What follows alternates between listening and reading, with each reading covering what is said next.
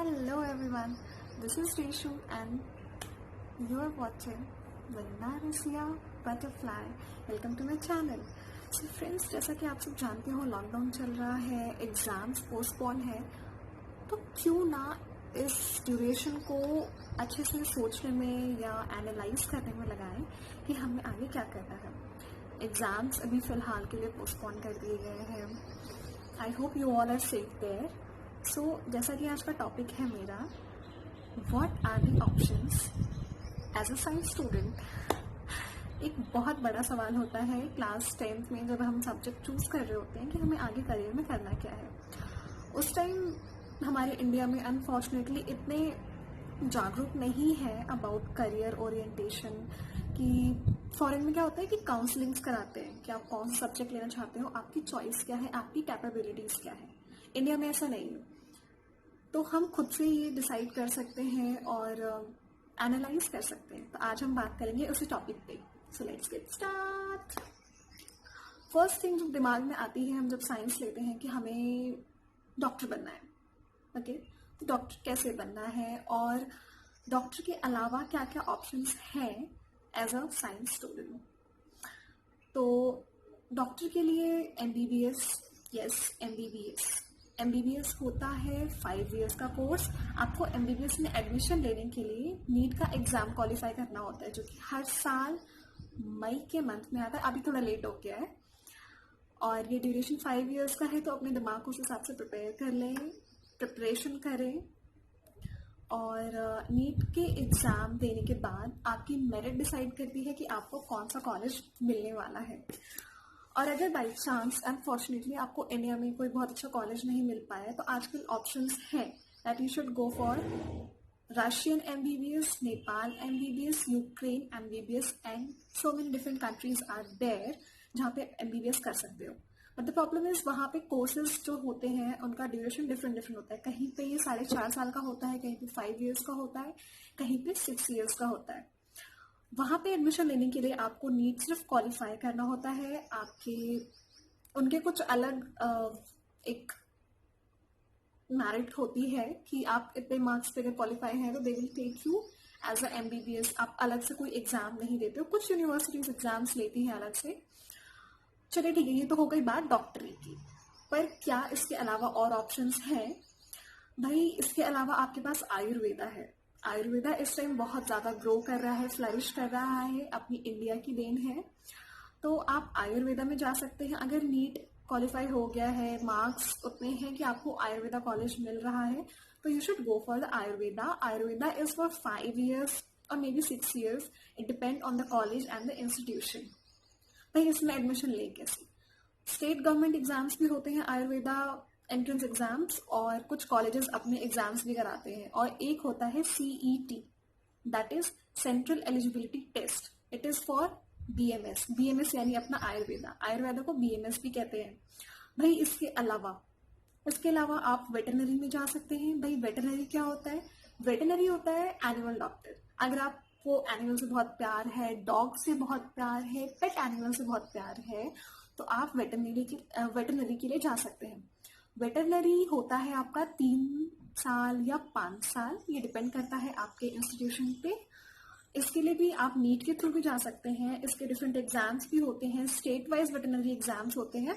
मैं आगे एक वीडियो बनाऊंगी on specially on veterinary, what is it, how to do it, after veterinary what are the career aspects and how much salary you will get. चलिए ये हो गई veterinary की बात. नेक्स्ट आता है आपका फिजियोथेरेपिस्ट. भाई फिजियोथेरेपिस्ट का काम तो आप जानते ही होंगे, exercise, stretchings and so many things. Physiotherapy भी एक बहुत अच्छा ऑप्शन है एज अ साइंस स्टूडेंट. ये होता है आपका 4 साल का कोर्स. इसके लिए भी एक एग्जाम होता है CET एग्जाम क्वालिफाई करके आप फिजियोथेरेपी में एडमिशन ले सकते हैं. कई सारे कॉलेजेस खुद का अपना एंट्रेंस एग्जाम कराते हैं फॉर फिजियोथेरेपिस्ट. आप ये भी कर सकते हैं. अगर ये बात हो गई आपकी फिजियोथेरेपी की. चलिए अब चलते हैं नेक्स्ट टॉपिक पे, that is BASLP, bachelors in audiology and speech and language. ये होता है 3 से 4 साल का कोर्स. ये होता क्या है एक्चुअली? जैसा कि आपको सुनने में ही पता चल रहा है कि bachelor in audiology and speech. Audio means सुनने वाली चीजें, और टंग जो कि कुछ स्पेशल चाइल्ड्स होते हैं, स्पेशल लोग होते हैं जो कि बोल नहीं पाते या उनको सुनने में कोई प्रॉब्लम होती है, ये उनके लिए होते हैं। ये डॉक्टर्स तो नहीं होते, बट या just like doctors they can test and give therapies. कई जगह आपने सुना होगा स्पीच थेरेपीज चलती है या ऑडियोलॉजी थेरेपीज चलती है। तो ये BSLP जो करता है, इंसान सर्टिफिकेट होता है जिसके पास, वो ये कोर्सेज कराता है। और जैसा कि आपको मालूम होगा, there is a handicap quota in our country. So आप वो कोटा लेने के लिए, आई मीन अगर आप डिजर्व करते हैं तो आपके सिग्नेचर के बिना ये सर्टिफिकेट प्रोवाइड नहीं होता है। So this is also a very good course and it is for 3 to 4 years, very करता है। एंड इसके लिए एग्जाम होता है AIMEE, ये नाम है। और कई सारे डिफरेंट इंस्टीट्यूट्स जो होते हैं वो अपने एग्जाम्स कराते हैं फॉर एडमिशंस। चलिए नेक्स्ट आते हैं ऑप्थेल्मोलॉजी। ऑप्थेल्मोलॉजी होता क्या है? ऑप्थेल्मोलॉजी होता है आई से रिलेटेड। ऑप्थेल्मोमेट्री आपने सुना होगा। आपका ऑप्थेल्मोलॉजी होता है 1 साल का कोर्स। आप इसको 1 साल में कर सकते हैं और एक बहुत अच्छी स्पीच थेरेपिस्ट बन सकते हैं। गवर्नमेंट सेक्टर्स में भी कई सारे ऑप्शंस हैं ज्वाइन करने की। चलिए नेक्स्ट आते हैं डेंटल। डेंटल यानी दांत का डॉक्टर। इंडिया में थोड़ा सा ज़्यादा डेंटिस्ट हो गए हैं, या फिर पता नहीं, जो भी है। जब मैंने एडमिशन लेने के लिए सोचा था तो उस टाइम काफ़ी सारे लोगों ने मुझे मना किया कि स्कोप नहीं है, but if you are interested तो स्कोप है। मेट्रो सिटीज़ में स्कोप है, उस टाइम मुझे नहीं मालूम था। Always choose your career by yourself. सुनो सबकी, करो अपनी।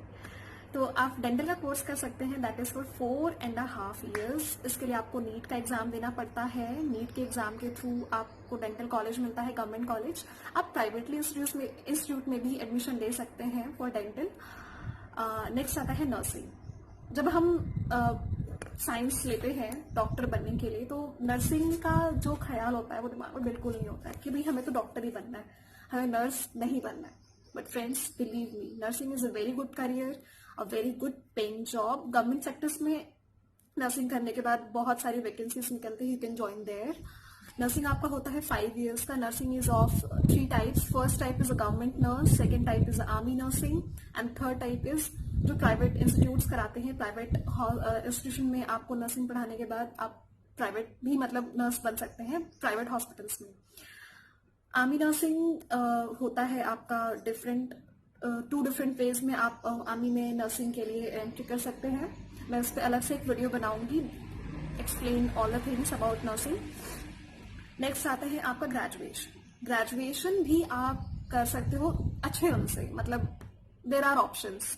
ग्रेजुएशन में आप जूलॉजी से कर सकते हो BSc, bachelor in zoology, bachelor in botany, bachelor in chemistry, bachelor in BCZ, botany, chemistry and zoology. Microbiology में भी आप ग्रेजुएशन कर सकते हैं। It's a very good field, आपको बहुत सारे स्कोप मिलते हैं इसमें आगे फ्यूचर के लिए। ASLP जो आपका BSLP बैचलर्स था, वो आप यहाँ भी कर सकते हैं। Audiology and speech language pathology, आप इसमें भी अपना करियर बना सकते हैं आफ्टर डूइंग ग्रेजुएशन। अगर आप ग्रेजुएशन कर रहे हैं तो आप मास्टर डिग्री ऑफ कोर्स 100% लीजिए।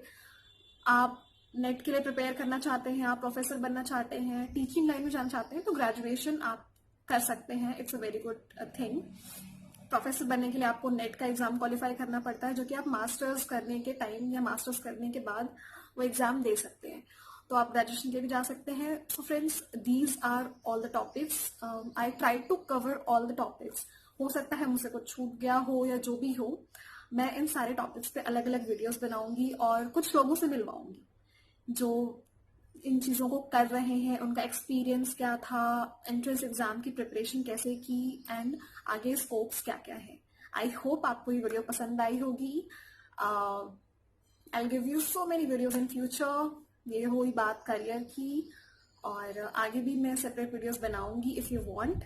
And please like this video, give me subscriptions and give me comments. How can I make videos on different topics जो आप चाहते हैं। आज के लिए बस इतना ही। So enjoy the lockdown, stay safe, stay at your home, bye bye and take care, bye bye.